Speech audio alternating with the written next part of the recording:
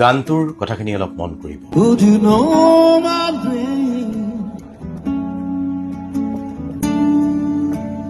if I saw you in heaven? Would it be the same if I saw you in heaven? এতিয়া এইখিনিকে অসমীয়াত কৈছো। মই যদি তোমাক স্বৰ্গত দেখো তুমি মোৰ নামটো ক'ব পাৰিবানে? মই যদি তোমাক স্বৰ্গত দেখো সকলো একেই থাকিবনে? এৰিক ক্লিপ্টন আৰু উইল জেনিংছৰ লিখা টিয়াৰ্ছ ইন হেভেন গীতটোৱে ছিংগাপুৰত শেষবাৰৰ বাবে গাইছিল জুবিন গাৰ্গে। মৃত্যুৰ আগদিনা স্বৰ্গত দেখা হোৱাৰ কথা থকা গীত গাইছিল জুবিন গাৰ্গে।